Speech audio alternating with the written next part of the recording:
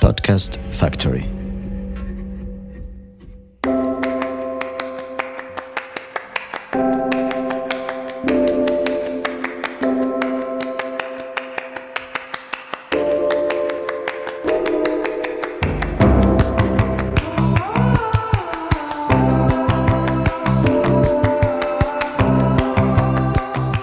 Bonjour à tous, je m'appelle Caroline Bindel, je suis journaliste basée à Marseille et je suis ravie de vous accueillir dans Cité Radieuse. Alors Cité Radieuse, c'est quoi ? Une rencontre, une conversation avec des personnes venant d'horizons très divers mais qui ont en commun de faire rayonner une ville, Marseille. Elles y vivent, y ont vécu ou tout simplement l'aiment pour ce qu'elle a à offrir. Marseille est lumineuse, bouillonnante, arlequinée, agitée. On l'aime autant qu'on la déteste, parfois seulement. Aujourd'hui, mon invité est Franz-Olivier Gisbert, surnommé Fogg. Journaliste, patron de presse, écrivain, sa carrière fait pâlir d'envie bon nombre de ses confrères. Il est aujourd'hui directeur éditorial du journal La Provence, un poste qui lui a permis de poser officiellement ses valises dans la cité phocéenne. Néo-marseillais mais amoureux de la ville depuis de nombreuses années, il s'y sent bien pour écrire notamment. Son dernier ouvrage, Le Schmock, vient d'ailleurs de sortir et il s'attelle déjà à l'écriture du prochain. À 70 ans et un enthousiasme débordant et communicatif, il est revenu sur sa carrière, sa vision de la ville et sur sa vie désormais à Marseille. Je vous laisse découvrir notre conversation.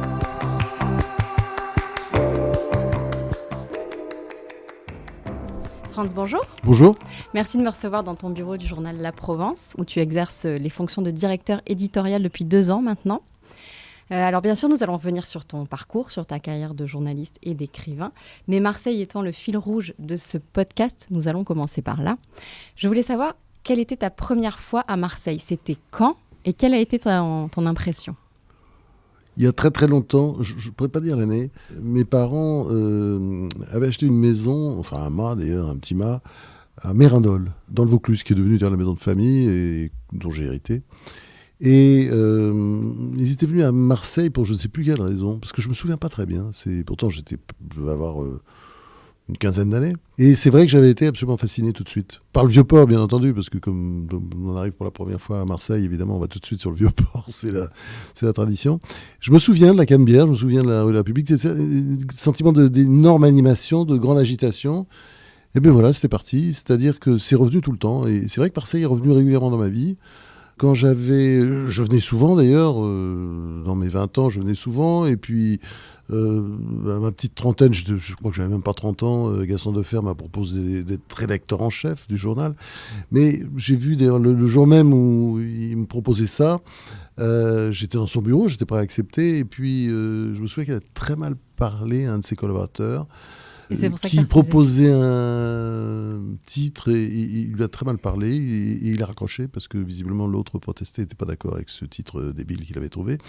Et je me suis dit non, je ne pourrais pas y aller, mais je n'ai pas refusé, je suis plus habile que ça, il ne faut jamais refuser les propositions, mais enfin bon, ça ne s'est pas fait.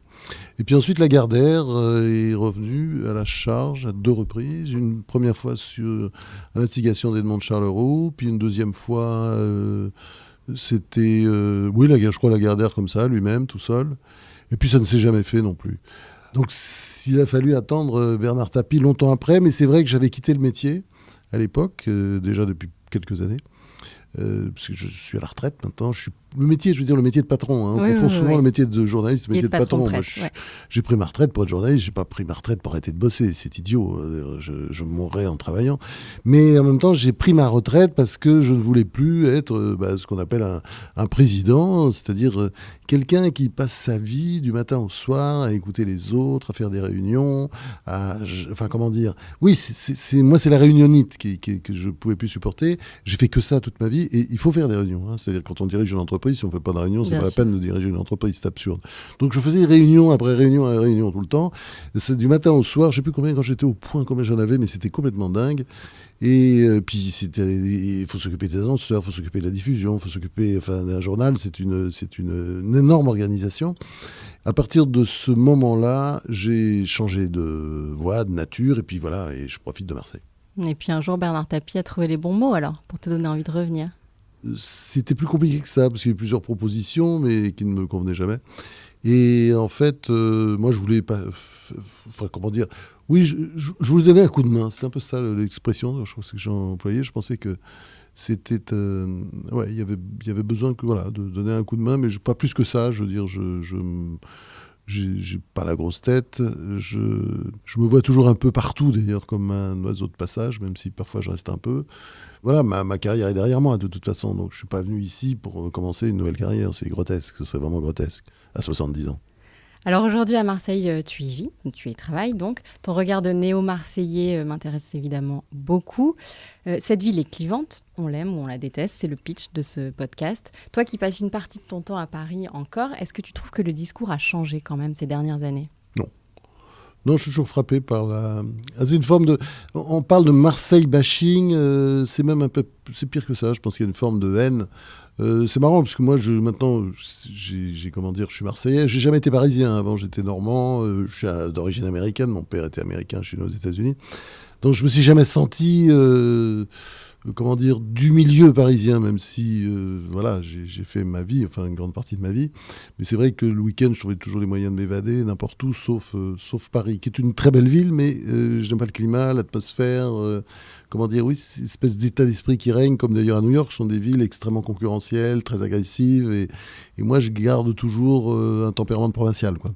Et le discours des Parisiens sur Marseille, vraiment, quand on les entend, c'est complètement dingue. C'est-à-dire, c'est toujours la première chose dont on vous parle, c'est la délinquance. Alors, je dis pas qu'il ne faut pas faire attention à son portable, laisser sur la table, disparaître, c'est volé tout de suite. C'est sûr qu'il y a peut-être un petit peu plus de fauches que dans la moyenne des villes françaises. D'accord, allez, admettons ça. Mais sur le reste... C'est pas vrai. Alors évidemment, y a une façon de mettre le focus systématiquement, les médias parisiens le font, dès qu'il y a un règlement de compte, mais je signale des règlements de compte, il y en a partout, enfin je veux dire, je dis ça aux auditeurs, lisez n'importe quel journal, vous verrez qu'il y a des règlements de partout. Il y en a un petit peu plus à Marseille. C'est une tradition à Marseille, il y a toujours eu des règlements de compte, depuis Mathusalem, enfin regardez tout au long du XXe siècle, c'est pas une invention récente. Mais c'est vrai qu'un certain nombre de ministres de l'Intérieur, pour se faire leur pub, ou de premiers ministres, qui sont devenus présidents parfois dans le cas de Sarkozy, ont trouvé le moyen quand même de venir à chaque fois, de faire tout un cinéma, et d'ailleurs c'était pas suivi d'effet, puisque évidemment les règlements de compte continuaient, je dirais, ça fait partie, oui, des coutumes marseillaises. Et donc, cette ville est présentée en permanence comme sale, inefficace. Il y a quand même toujours cette espèce de tentation parisienne de la mettre sous tutelle, de mettre la mairie sous tutelle parce que les maires sont nuls, parce qu'il ne se passe rien, parce que c'est... Ouais, il y a... Alors, on peut dire les torts sont partagés, parce qu'on ne peut pas dire que Marseille aime beaucoup Paris. C'est vrai que depuis, quand on vit dans les deux villes, j'ai l'impression quand même que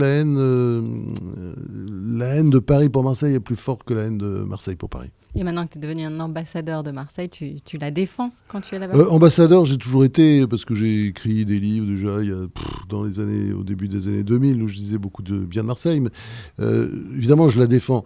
Ambassadeur, non, je pense que c'est plutôt les gens actifs qui doivent... Enfin, actifs, je veux dire, moi, je suis extrêmement actif, mais je parle là des industriels, le prêt-à-porter, les grands artistes, etc. C'est eux qui doivent porter la parole de la ville.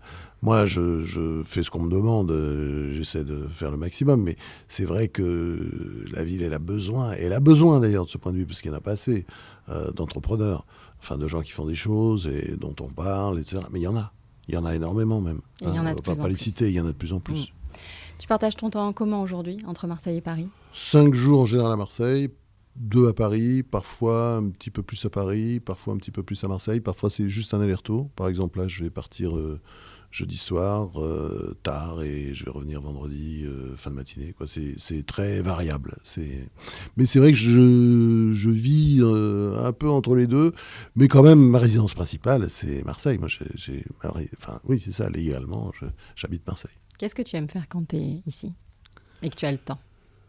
Disons, d'abord, je travaille beaucoup ici, énormément, j'écris, je traîne. J'ai un espèce de petit jardin avec des bacs dans le centre-ville, là, du côté de Saint-Victor. Donc ça prend un peu de temps. On arrose, on s'occupe, on plante, on replante et tout. Puis j'ai la main assez verte, donc je passe, c'est vrai, peut-être un petit peu trop de temps là-dedans.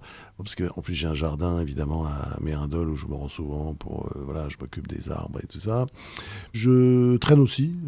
J'adore aller au cercle, nager. Là, avec l'été, évidemment, je vais y aller quand même très très souvent.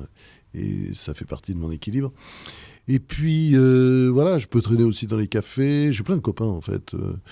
J'essaye comment dire, c'est pas j'essaie de les éviter, c'est pas vrai, mais si on veut travailler, c'est vrai que c'est pas la ville la plus facile.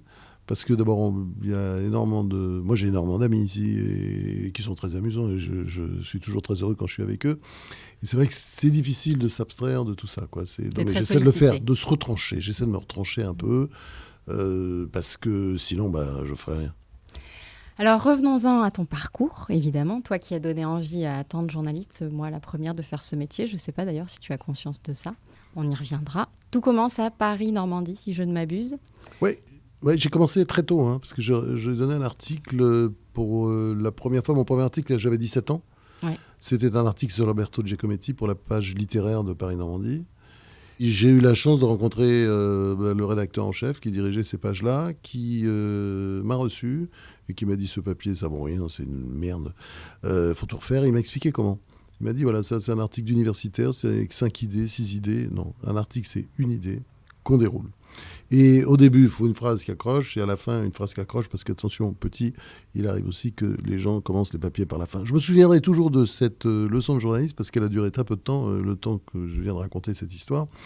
Et elle m'a marqué parce que je m'en souviens encore. C'est-à-dire, je m'en souviens, et j'ai souvent d'ailleurs communiqué à d'autres apprentis journalistes, comme j'étais moi-même, en leur disant: voilà, c'est comme ça, c'est une seule idée, on la déroule. Et c'est vrai que c'est ça.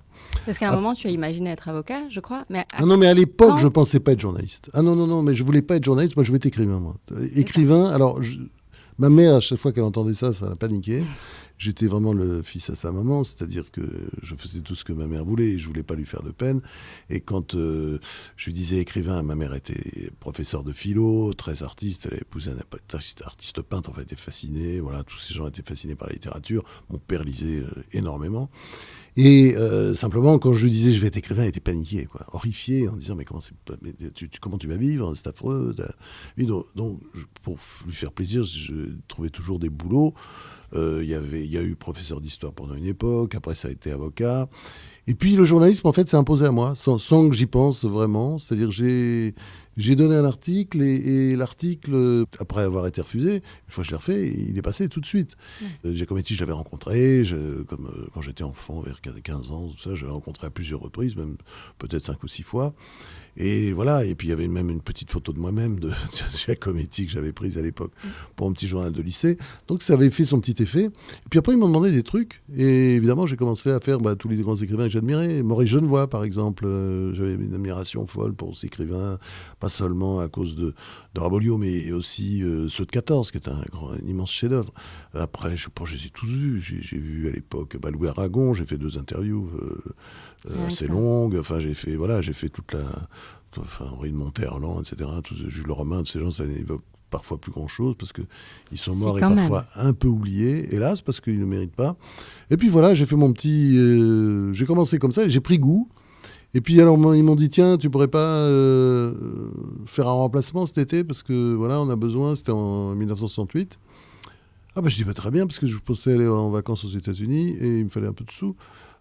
Très bien, j'ai fait le remplacement. J'ai découvert qu'on était très très bien payé à l'époque. À l'époque, il y avait beaucoup d'argent dans les journaux. Ouais. Et j'avais ma petite voiture de location qui était beaucoup mieux que la mienne. C'était une Simca, je me souviens. Une Simca 1000. Ça me changeait de la 2 chevaux. Et, parce que j'avais une 2 chevaux, mais qui était pourrie, mais qui était sympathique. J'aimais bien cette voiture, mais elle était vraiment pourrie.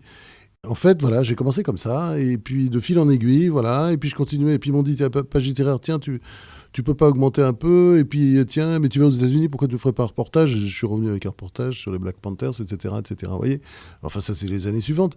Et puis voilà, je suis rentré, j'ai fait le CFJ parce que j'ai abandonné mes études de droit. Ça marchait bien d'ailleurs le droit, j'étais très content, j'aimais ça, mais j'étais pressé de travailler en fait, j'étais pressé d'écrire.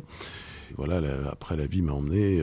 Voilà, J'ai toujours un truc que je dis aux étudiants. C'est vrai que moi, quand je regarde, je me retourne, j'ai l'impression que j'ai jamais fait carrière. Je savais pas ce que je ferais demain et j'étais toujours prêt à partir partout où j'étais à l'instant.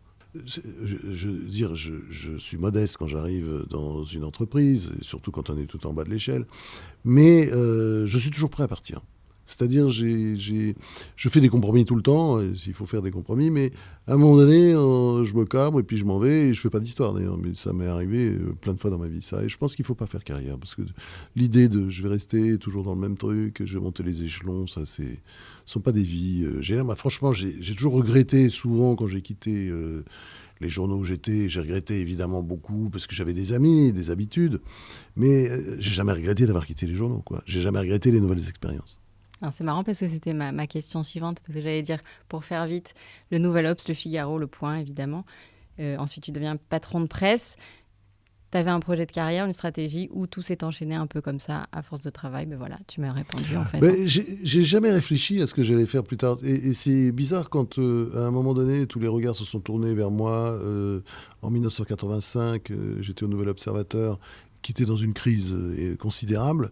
Moi, je n'avais jamais imaginé que je serais un jour directeur de journal, puisque je me rêvais écrivain. Donc, je voyais d'ailleurs qu'il y avait peu de chances que ça serait compliqué de le devenir si je devenais patron de journal. Bon, il m'a fallu quand même un peu réfléchir, d'ailleurs. Je suis pas précipité quand même vers cette...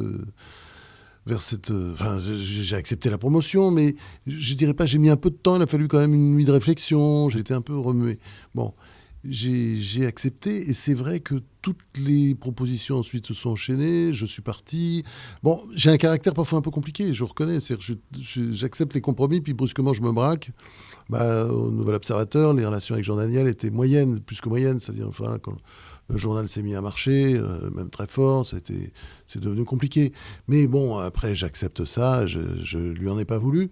Sauf que je me suis dit, tiens, attends, autant se tirer, je vais pas rester ma vie, même si il n'avait pas le pouvoir qu'il avait auparavant, les relations. Alors que j'adorais le patron de l'époque, le propriétaire, qui était évidemment que tout le monde connaît, Claude Pédriel, qui était un personnage solaire. Mais Jean Daniel m'avait tout donné, tout appris, il m'a énormément appris, j'oublierai jamais ça. Alors, ton truc dès le début, c'est vraiment la politique ? Non, mon truc dès le début, c'est... au départ, je suis journaliste littéraire. Et j'ai commencé comme ça. Et je suis également... je fais les chiens écrasés pour Paris-Normandie. Ça s'appelle localier, quoi. Je suis localier. Je suis les deux, quoi. C'est-à-dire, c'est assez bizarre. D'ailleurs, je me souviens, un jour dans le même journal, il devait y avoir... je sais pas quoi, peut-être une interview d'Aragon et un portrait d'Anne-Marie Pesson. Je me souviens qu'il devait faire peut-être une animation dans un supermarché ou je sais pas quoi, ou une interview d'Alain Barrière qui venait chanter.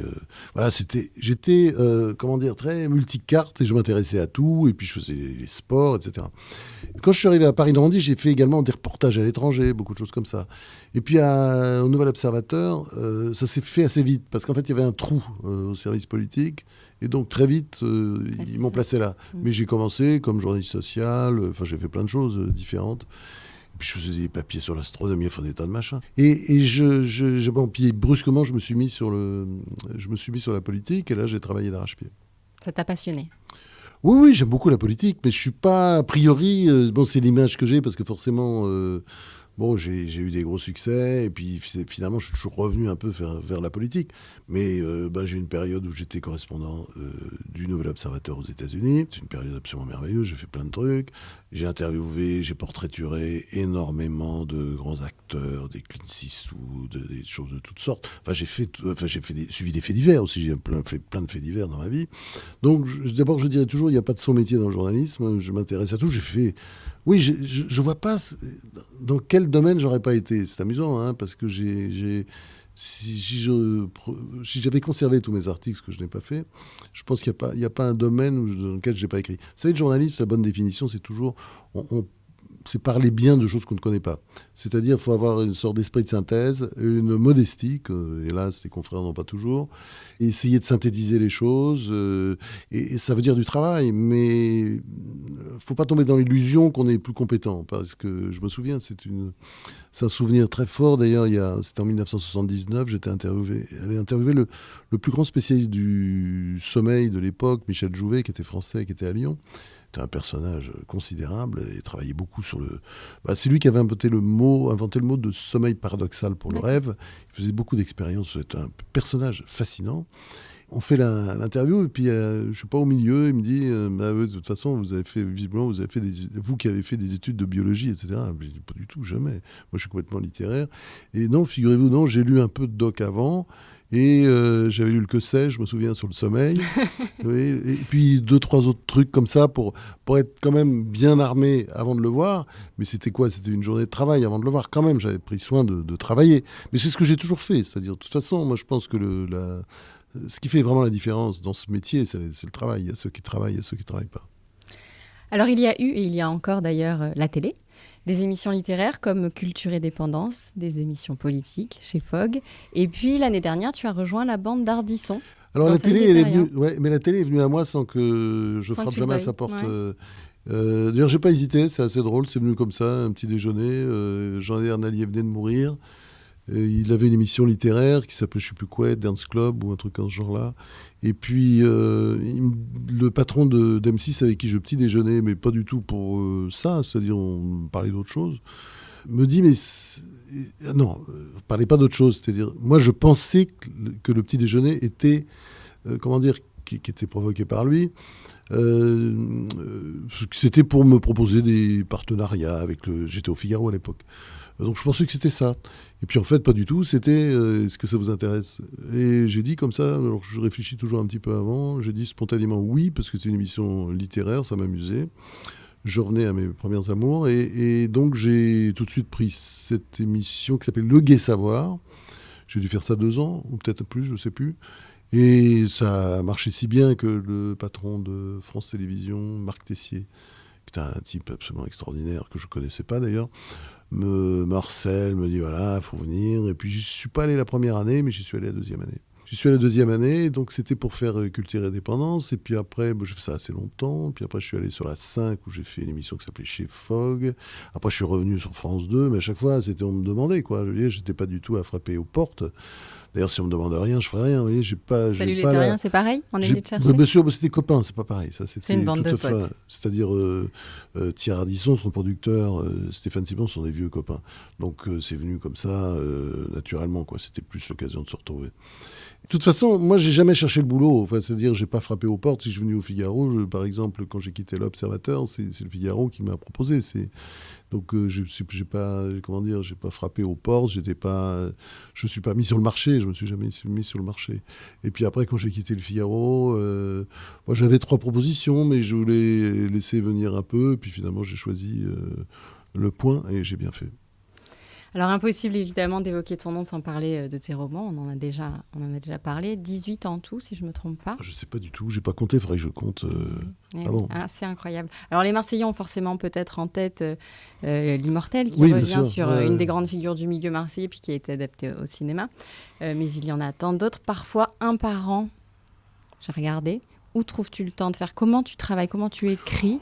Ça, j'ai une chance que tout le monde n'a pas, ça je reconnais, mais c'est vraiment une chance, c'est que je ne dors pas. Donc, quand on ne dort pas et qu'on se lève à 4 heures, il y a plusieurs solutions. Soit on regarde la télé, ce que j'ai fait une partie de ma vie, que je regrette aujourd'hui, soit on se met à bosser. C'est ce que je fais aujourd'hui, c'est ce que je fais maintenant. C'est-à-dire, si je me réveille à 4h30, 4h, voilà, y a pas de... Quand c'est un peu plus tôt, j'essaie de me rendormir, et là, c'est un peu la cata, parce que je vais prendre des somnifères, ou des trucs, des somnifères, des plantes, mais je serai quand même naze toute la journée. Mais si je me réveille, disons à partir de 4h, c'est normal, je me réveille, et je bosse. Je bosse, j'écris, c'est-à-dire j'ai commencé un nouveau roman, là, je vois qu'il pousse quand même pas mal, et c'est du temps volé comme ça, mais pas plus que ça. Pourquoi tu disais que tu regrettes la télé la nuit ? C'est parce qu'il n'y a plus rien à regarder ? C'est les programmes qui ont changé ou c'est... Non, je regrette parce que j'ai perdu du temps. C'est-à-dire, j'ai regardé beaucoup de conneries la nuit. C'est une époque en plus où il n'y avait pas toutes ces chaînes où on peut voir des films à longueur de nuit, parce que c'était même pas ça, quoi. C'était juste de la connerie. Donc le dernier en date, sorti il y a quelques jours, Le Schmock, dans lequel il est question de l'Allemagne nazie. Dis-moi en plus. C'est un livre qui se déroule... l'histoire, c'est une histoire d'amour très forte, qui traverse... qui enjambe les siècles. Et elle est très forte, hein. Et puis, une histoire d'amitié derrière. Et ça se passe pendant la montée du nazisme. Et donc, on voit, Hitler est un des personnages du roman, parce que c'est un ami d'un des membres des deux familles qui sont au centre du livre. Et on le voit de temps en temps, on le voit vivre. Et d'ailleurs, quand il parle, après toutes les choses qu'il dit, ce sont des choses qu'il a dites, hein, parce que j'ai travaillé là-dessus. Évidemment, c'est un livre. Je travaille une dizaine d'années. D'ailleurs, j'en pouvais plus à la fin. À un moment donné, quand je suis arrivé ici à la Provence, c'était en 2017, j'avais dû écrire déjà un tiers, qui était fait, qui était à peu près correct. Après, j'ai eu la chance d'avoir un accident du genou atroce, qui fait que j'étais bloqué sur le lit pendant vraiment bloqué, hein, Ah bah pendant quelle 2 chance, mois. ouais, en effet. Pendant 2 mois. Non, mais c'est un truc de fou, autogreffe, enfin le truc avec tomber sur des chirurgiens géniaux. Mais bon, c'est vrai que c'était un peu compliqué, quoi. J'ai énormément avancé le livre. Et comme c'était une période où j'étais quand même... bon, je souffrais pas mal, j'étais un peu agité. Bon, il a fallu retravailler dessus, mais enfin quand même l'essentiel du livre était fait, donc j'étais très content. Le Schmock, donc, je l'ai fini. J'ai mis pas mal de temps quand même pour écrire ce livre. Parce que, bon, je me laisse jamais envahir par la documentation, mais tout le problème quand même dans ce type de livre, c'est de savoir bien de quoi on parle, de connaître tous les sujets, de connaître beaucoup plus de sujets d'ailleurs qu'on en met dans le roman en vérité, mais ça fait rien. Donc je suis vraiment plongé dans cette période-là. Et puis après, c'est l'écriture, c'est-à-dire un livre, moi, il faut que ça claque, il faut que ça aille vite, pas qu'on s'emmerde, pas de temps mort. Après, donc il y a tout un travail de relecture, faire des coupes. Enfin, j'enlève toujours beaucoup de pages, contrairement à tous mes confrères. Je sais pas, j'ai dû enlever 100 pages à la fin, vous voyez, quand même. oui, sur 400. Oui, je voulais pas que ça fasse 500. Donc 100 pages et ils sont partis, quoi. En fumée, franchement, il y a même des personnages qui ont disparu. Mais ça, c'est ce qu'on doit au lecteur, ça. On doit, comment dire, oui. Aujourd'hui, on n'a pas l'excuse, quoi. Du temps de Balzac, oui, il pouvait y avoir des longueurs parce que c'était feuilleton, donc il y avait un petit côté, on écrivait à la ligne, donc on rallongeait. Mais aujourd'hui, non, on n'a absolument pas. Et puis la situation du livre est telle que il est en concurrence avec le cinéma et plein d'autres choses. Et donc on doit faire le plus efficace possible. C'est ce que je fais.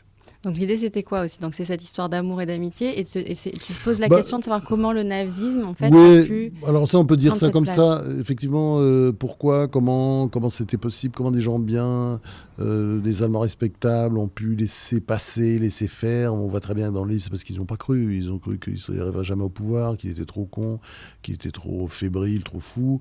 Et puis après, une fois qu'il est au pouvoir, de toute façon ils ont pensé pour beaucoup qu'il ne ferait pas ce qu'il avait dit. D'ailleurs, les Juifs ont tardé à s'enfuir. Donc il y a ça, bien entendu, mais je dirais pas, j'ai pas écrit ce livre pour ça, même si c'était peut-être le point de départ, c'est-à-dire je voulais comprendre, mais j'ai écrit ce livre aussi quand on écrit, c'est différent, c'est on est emporté par les personnages. De toute façon, c'est eux qui écrivent le livre, hein. Moi j'ai toujours en tête la phrase de mon maître à penser et de mon maître, Julien Green, qui disait toujours j'écris mes livres pour savoir ce qu'il y a dedans, hein. Puis il disait toujours c'est pas moi qui écris les livres, c'est un autre, ce sont mes personnages.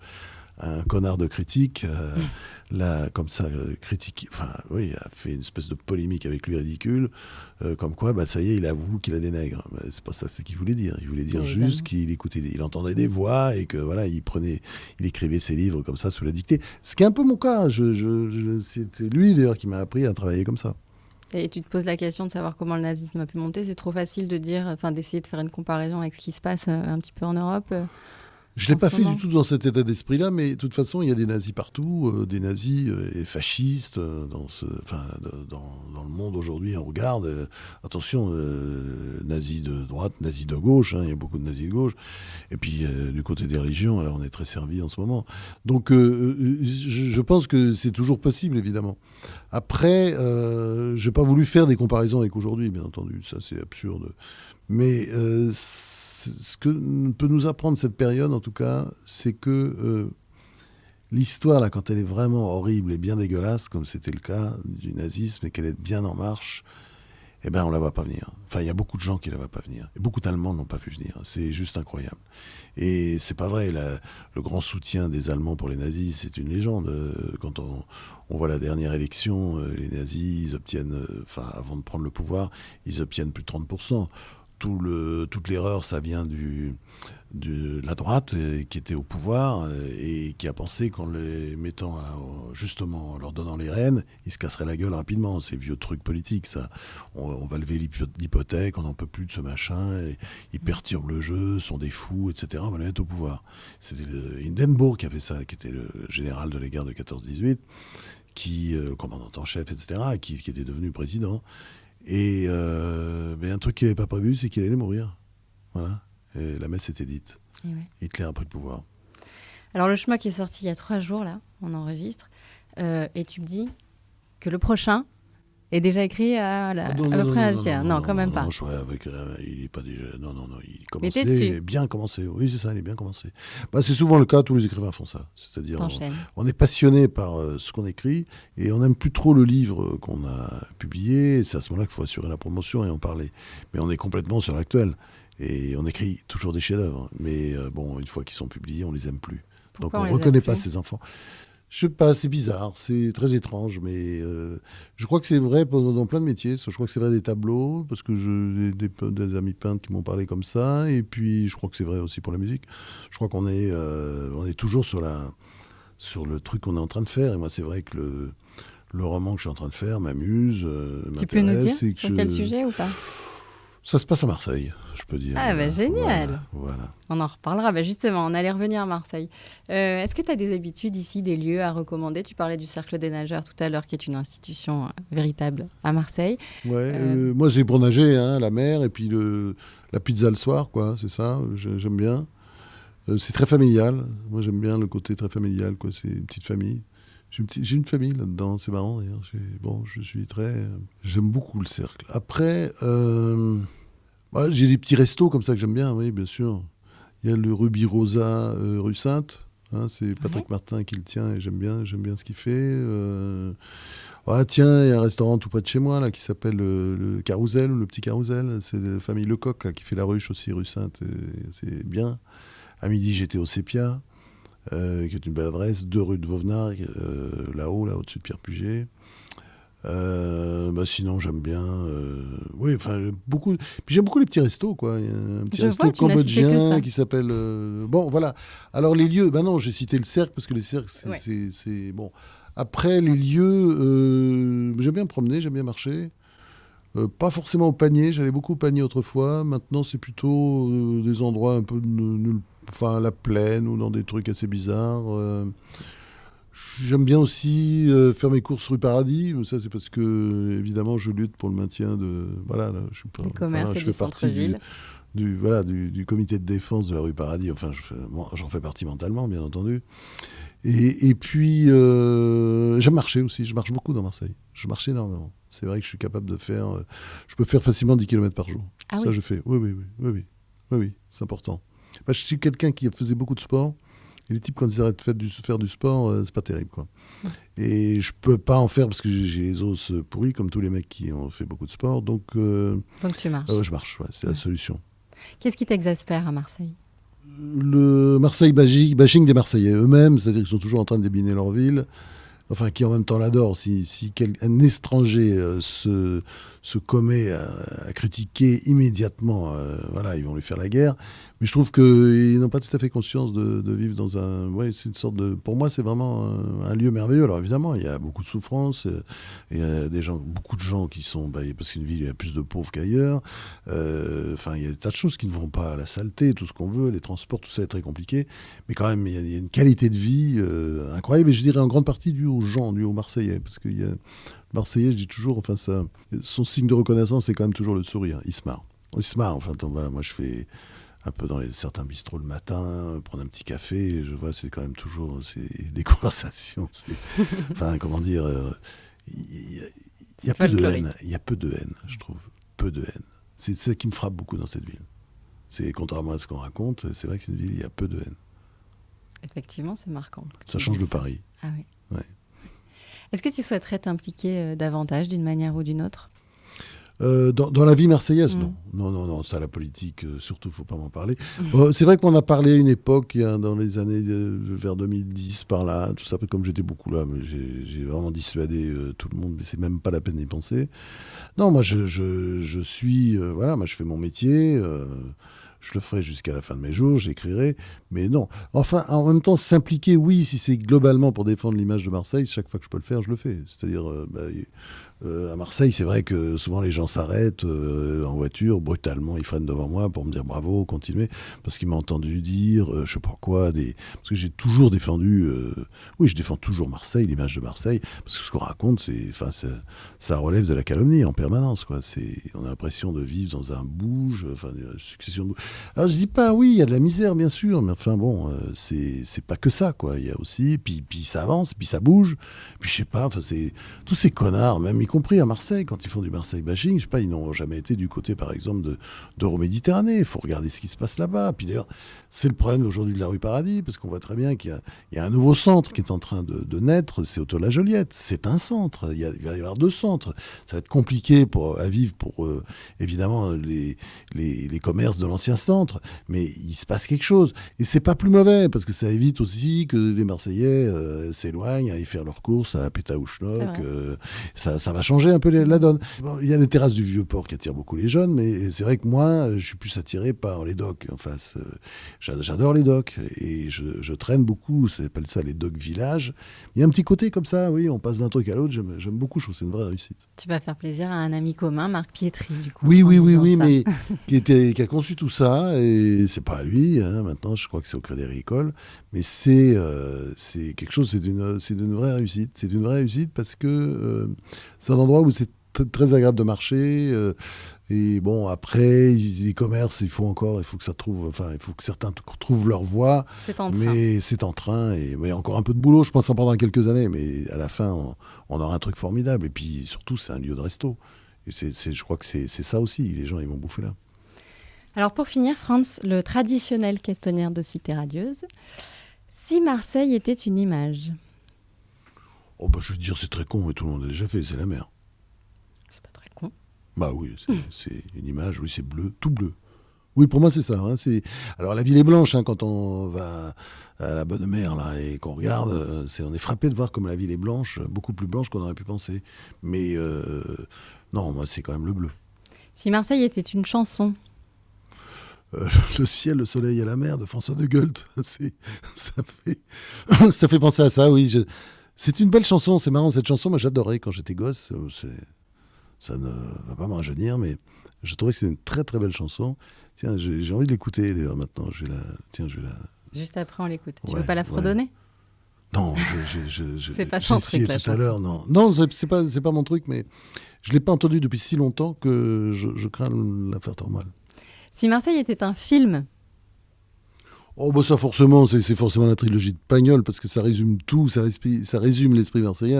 Pour moi, c'est énorme. Bon, évidemment, je préfère, évidemment, comme plein de gens, la version de Pagnol, parce que d'abord, il y a Rému, il y a Charpin, il y a tout ça. Enfin, c'est juste incroyable, quoi. Moi, je suis... À chaque fois que mais c'est incroyable. Il faut dire, et Rému, c'est quand même un géant, quoi. C'est un personnage énorme. Et pour finir, ton expression marseillaise préférée? Il y en a plein. Il y a Deguin, il y a Kessako, j'aime bien, parce que c'est un truc qui s'est énormément développé. J'adore cette expression. Après, moi, en payé, escagacé, tout ça, oui, bien sûr, j'emploie. C'est des expressions que j'emploie depuis toujours, d'ailleurs. Bah, ça vient de Mirandol, d'ailleurs, des années Mirandol, c'était les années 60. J'ai appris tout ça. J'ai appris tout ça là-bas. Mais c'est vrai que, oui, c'est peut-être Kessako, j'aime bien. Kessako, parce que c'est une expression que je dis très souvent. Je dis très souvent, tiens, Kessako. Ça veut dire, ça veut dire, c'est quoi, qu'est-ce qui se passe? Et je découvre que c'est Marseille, donc c'est formidable. Merci beaucoup, Franz, de m'avoir accordé un peu de ton temps. Merci, Caroline. À très bientôt. Bonne continuation. À vite. Salut. Voilà. C'est terminé pour aujourd'hui, j'espère que cet épisode vous a plu.